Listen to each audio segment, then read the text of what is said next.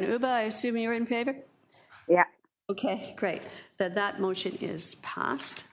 All right. Okay, then we're on to business arising from the public meeting. And we have two deputies on that, right? We have, starting with Catherine Wilkinson. There she is. She's online. Good morning. Good morning, Madam Chair, members of Tenant Services Committee, staff, tenants, and other stakeholders. Thank you for the opportunity to depute on this item. Some of our buildings have multiple large bulletin boards, scattered through the buildings, and these are exclusively used by staff. The bulletin boards are fire retardant, but none of these bulletin boards are glassed in, and so some of these may actually be a violation of the fire code as the posters are combustible, but I'll leave that up to FM to sort that out. As required by the city, there is also a glassed-in city bylaw board in every building lobby where staff are required to post information specific to the building. In many communities, there may already be an existing glassed-in community bulletin board that were purchased and installed through tenant council funds and used by former tenant reps to post information received at council meetings. We could simply repurpose these by removing the lock to become the community bulletin board.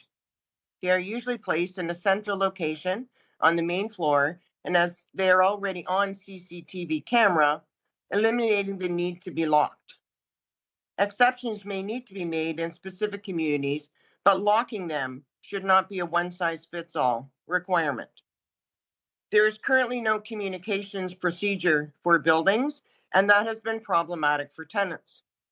Some staff have the notion that they are authorized to remove anything that does not have a TCHC logo. That is not true. There is no such policy, and tenants have been fighting with staff for years who arbitrarily remove tenant engagement posters, lost and found signs, and the such.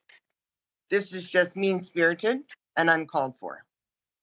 Tenants often depend on finding service disruption notices at the elevator during regular business hours posted by staff and after hours posted by tenants themselves.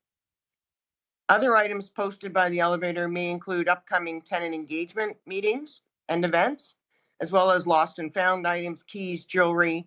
So returning these items to their rightful owner is time sensitive and location matters.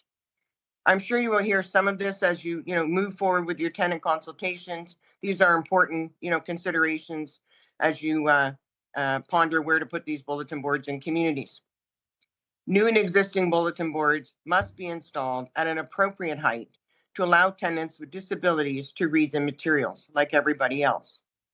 I support designating a bulletin board for exclusive tenant use, whether it's for buy and sell items, an interesting program, perhaps there's an upcoming concert in the park, etc. But be mindful, if you prevent tenant engagement notices from being posted in common areas, it will have an adverse effect on participation. What is needed is guidelines around what is not acceptable to be posted on the community bulletin boards. That would be a violation of an existing Toronto Community Housing policy, perhaps a human rights policy, and authorizing site staff to remove only those items. Thank you for your consideration. Thank you very much for that. Okay, thank you very much for that deputation. I think what I'm going to do, just given the number of deputations we have today, I'm going to hear all the deputations on one matter, and then I'll ask committee members if they have questions, and I'll also hear from, in this case, it would be Nadia, I believe, right, from staff. All right, Miguel, you're up. Good morning, Miguel.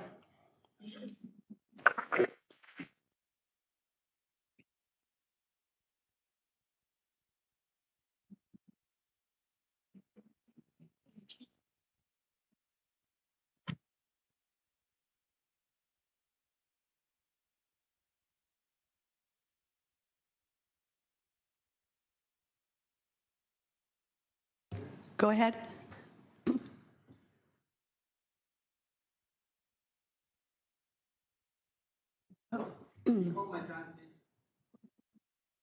Yeah, it's all right. We haven't started.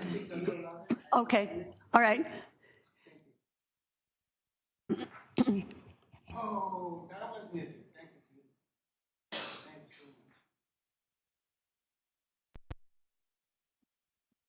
much. Mic is off? Hello, testing, testing. Okay, we're working now. Good morning. Happy Monday. Here we are talking bulletin boards, which is very important.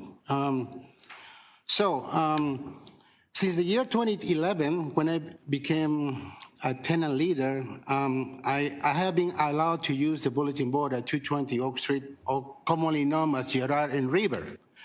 But in November 2025, the bulletin board was removed without any explanation, any notice. So here I am. I'm glad that this item is for discussion, an honest and real discussion. I appreciate the comments made by Catherine, which are very valid. In my opinion, bulletin boards are something from the past. Not to say that all technologies are defunct. Here, for instance, on my screen, I'm sharing if it's possible to share. Gosh, sorry. Okay, on the right hand, on the top is the Facebook page of Davenport Road. That's how they share information digitally, no paper. We're saving trees. So this Facebook inspired me. So I did the same. I created 220 Oak Street, a Facebook page. And everything I share with them, with the residents, even the approved e-bike policy. So you see, that's how we keep our residents informed. We used to have these digital panels. Unfortunately, the contract was never renovated. So instead of the paper glass-in bulletin board, reviving this machine will help a lot to, big pages display on the monitor will help people to remember and get acquaintance with what's going on with TCHC. And especially the tower renewal of 220 Oak Street is happening Sunday. So I want to ask, now that we are consulted, finally, after all this damage on November the 2025, now we are going to consult tenants. We're going to go out. We're going to find out who is the better person to keep the key, and who is the person who is allowed to put on staff in the bulletin board. So as I said, since 2011, I have used the bulletin board, and I never put any information that was derogatory, offensive, or anything like that. I keep my political views to myself in my own personal social media. But when it comes to social housing, I try to share the knowledge. What we hear in this community room, trust me, that's how I do. But now I am not able to post anything on my bulletin board. I wish I can display the information that we have at BFAC with approval of $9.8 million for the building. I can't do that. I had to go through a censorship system that I had to submit my documents in order that I can get approval. Which is very old and old-fashioned. For instance, I had this document from the newspaper, The Bridge, and it talks about the lack of funding for the State of Good Repair 10 years program. What is offensive about this? I don't know.